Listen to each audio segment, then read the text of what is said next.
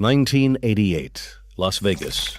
A nightclub called State Street, located at 2570 State Street. State Street in the city's commercial center district. The music was loud. The drinks were expensive.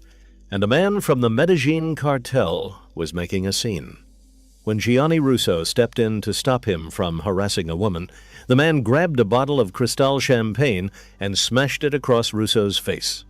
Blood poured down his jaw. Russo reached under his jacket. He was legally carrying. He fired 2 shots into the man's head. The man was dead before he hit the floor. The Nevada District Attorney ruled it justifiable homicide. No arrest, no charges. But within days, a message appeared inside Russo's home. A 4-foot circle of blood on the living room floor, surrounded by 3 bowls of dead chickens and salamanders with needles through their heads. In the center of the circle sat 2 photographs, one of Russo, one of his daughter. Pablo Escobar had put a contract on his life. This wasn't just a mob associate trying to survive a bad situation. Gianni Russo was 60 years into a life that had taken him from a hospital bed on Mulberry Street to the most powerful dining rooms in organized crime in America. He had sat with Frank Costello. He had stood alongside Carlo Gambino. He had been protected by Joe Colombo. And he had done something no actor in Hollywood history had ever done before or since. He hadn't earned his role in The Godfather through an audition. He had used real, documented mob leverage to get himself cast in what would become the most celebrated crime film ever made.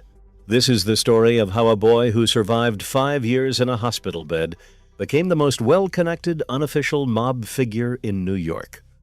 How he read the room at the exact right moment in 1971 and turned a Hollywood production crisis into his own personal opportunity.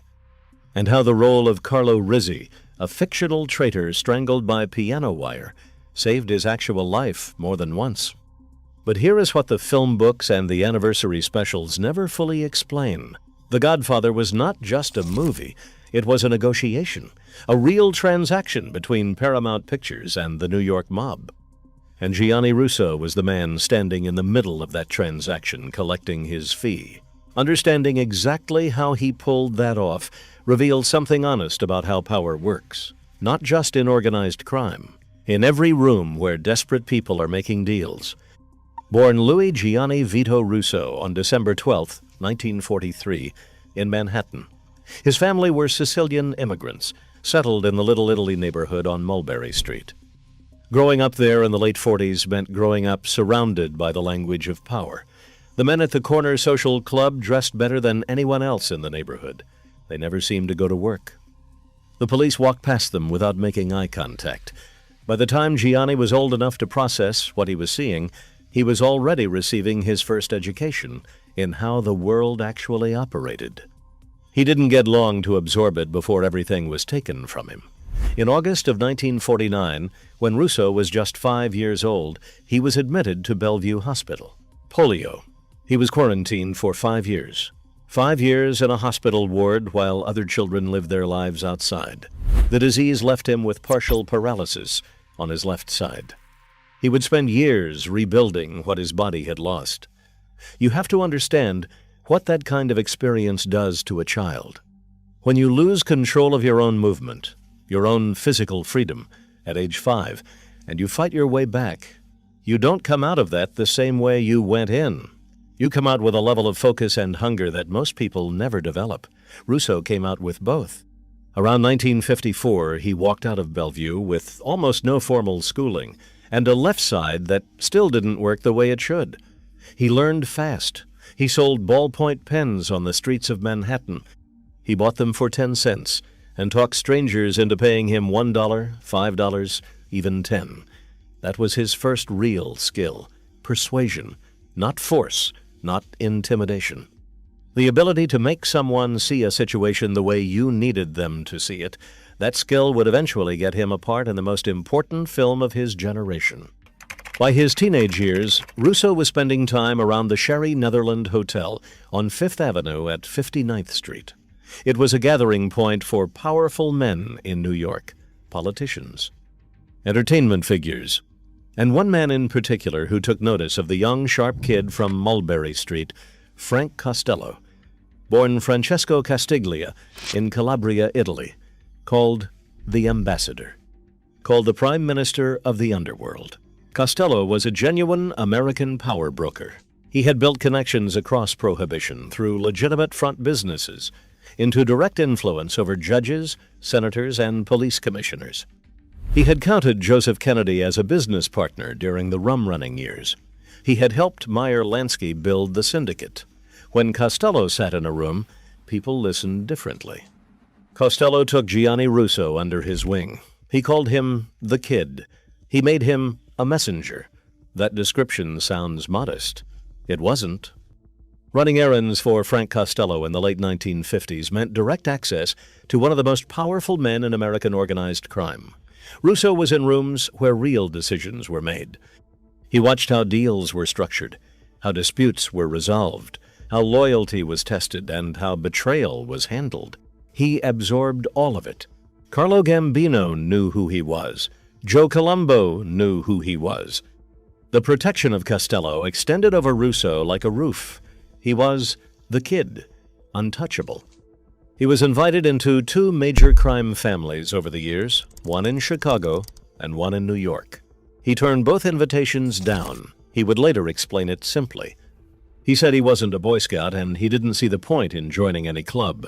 He operated instead as what he called a freelance contractor, brought in for specific work, then gone. That independence gave him something most made men didn't have: freedom of movement, the ability to be useful to multiple power structures at the same time without belonging to any one of them. Tommy Bellotti, who served as Paul Castellano's personal driver and bodyguard, and was later gunned down alongside Castellano outside Sparks Steakhouse at 210 East 46th Street in Manhattan on December 16th, 1985, was close enough to Russo to stand as best man at his wedding. That single fact tells you exactly where Russo sat in this world. The federal government eventually indicted him 23 times on charges related to organized crime associations. 23 indictments. Every single one was either dismissed or ended in acquittal. Not once did he serve a day in federal custody. But here is where the story shifts, because the moment that changed everything for Gianni Russo had nothing to do with a crime. It had everything to do with a book. In 1969, Mario Puzo published The Godfather. Within 2 years, it had sold 10 million copies. Paramount Pictures paid $80,000 for the film rights and put the project into development. That project immediately ran into a wall, and Russo, now in his late 20s and deeply connected across every major crime family in New York, read about that wall and saw a door. Joe Colombo, the boss of the Colombo crime family, had done something genuinely unusual in 1970. He founded the Italian-American Civil Rights League, a mass organization that protested the portrayal of Italian Americans as criminals in media. In 1971, Colombo organized a rally at Columbus Circle in Manhattan. 100,000 people attended. 100,000. The FBI building in Lower Manhattan was picketed. It was, as Russo himself would later say, insane and brilliant at the same time. Colombo and his league were now applying direct pressure to Paramount Pictures. The studio needed access to New York neighborhoods. They needed union cooperation on locations. In 1971 New York, both of those things were controlled by men who answered to the five families. Without mob cooperation, The Godfather was going to be made on a California soundstage. That would have destroyed the film before a single frame was shot. Russo saw the geometry of it instantly. There was Paramount needing something. There was Colombo needing something. And there was Russo, the one man who could stand in the middle and deliver both sides to each other. He went to Paramount executive Robert Evans first. He was direct. He said, "You have a serious problem in New York, and I am the only person in this city who can fix it for you." Then he went to Joe Colombo and laid out the proposal. Whatever Colombo found offensive in the script, his attorney would negotiate the changes directly with Paramount. In exchange, the studio would donate premiere proceeds to the League, give jobs and speaking roles to League members, and gain full access to every neighborhood in New York they needed for filming. The meeting was arranged at the Gulf and Western Building in Manhattan. Sitting on one side of the table were Paramount's top executives, including Charlie Bluedorn and Stanley Jaffe. On the other side sat Joe Colombo and his attorney Barry Slotnick. One session. The deal closed. The words Mafia and La Cosa Nostra were removed from the finished script entirely. That is why you will never hear either of those words spoken in the film. Premiere proceeds went to the League, and members of the League got work on the production. One of those members was Lenny Montana, a genuine Colombo family soldier, 6 feet 6 inches, over 260 pounds. Montana was cast as Luca Brasi, the most feared enforcer in the fictional Corleone family. No acting required. His expression of fear and nervousness in the scene with Marlon Brando was completely authentic. Brando genuinely unnerved him. Montana had spent years as a real mob enforcer, and Brando still got inside his head. That scene is documentary footage of what it looked like when a real mob soldier didn't know what to do with his hands. Now here is the moment. As the handshakes were happening and the executives were rising from their chairs, Russo turned to Colombo and said, "What about me?" Colombo looked at the Paramount men. He pointed at Russo. He said, "This man is playing Carlo." The executives exchanged glances. Nobody pushed back. Nobody asked about his union status or his acting credits. When Joe Colombo told a room full of studio executives that someone was going to be in the movie, that person was going to be in the movie. Russo had done his homework on the characters. He knew which role he wanted, and he knew why. Carlo Rizzi, the man who married into the Corleone family, who was never fully trusted, who was tolerated but never embraced, who eventually betrayed the family that sheltered him. Russo understood that character from the inside out. He had spent his entire adult life being exactly that person. Valuable, present, but never fully one of them. Carlo Rizzi was a mirror, and Russo saw himself in it. What he needed now was to actually learn how to perform in front of a camera. And for that, by pure force of personality, he found his way to Marlon Brando. Brando was notoriously difficult during production. The unofficial rule on set was that no one approached him uninvited. Russo, who had spent 20 years walking up to men considerably more dangerous than any actor, ignored that rule. Brando found it either amusing or impressive enough to tolerate it. He took a genuine interest in Russo. He gave him a private tutorial in screen performance. He told Russo, "You are going to be projected on enormous screens in dark theaters in front of thousands of people, and they will know immediately if you aren't real. You have to show the actual feeling, not a demonstration of it, the actual thing."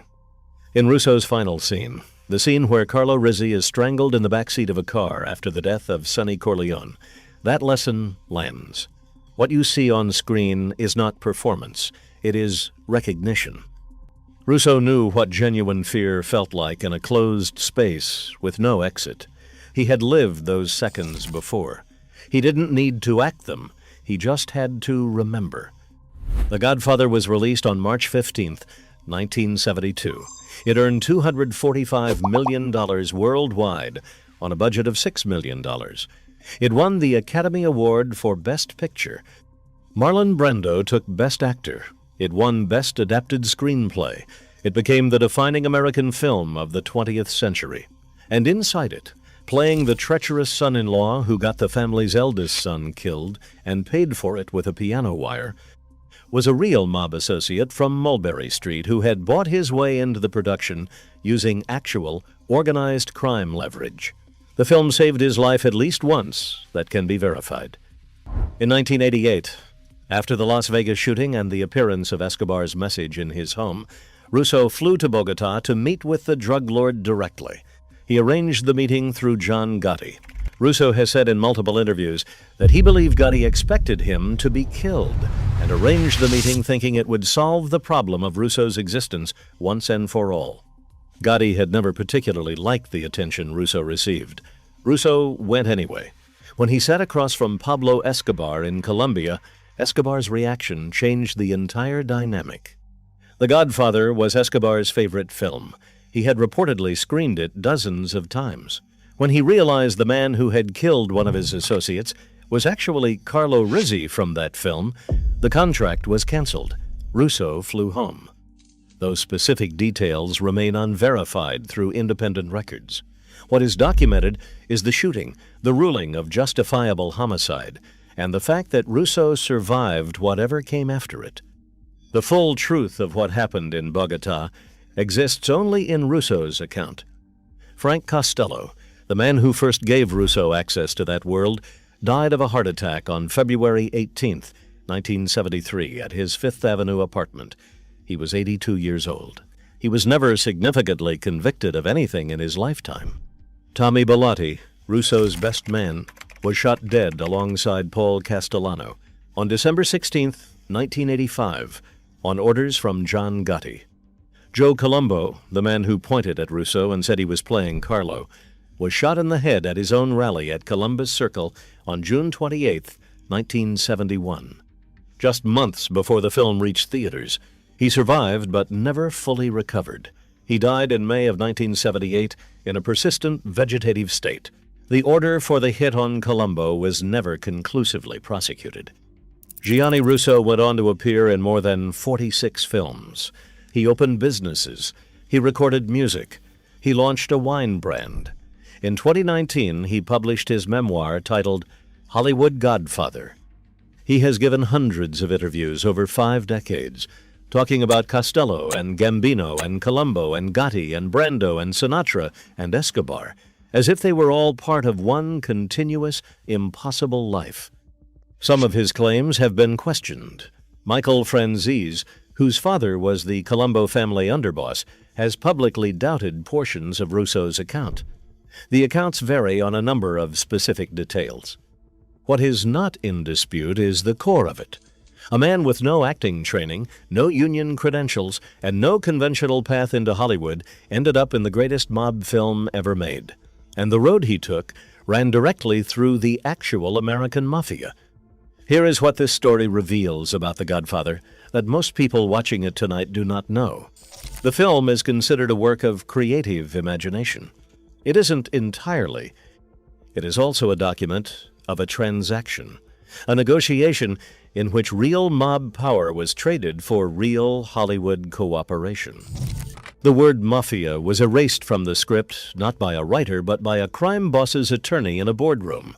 A genuine enforcer played a fictional enforcer.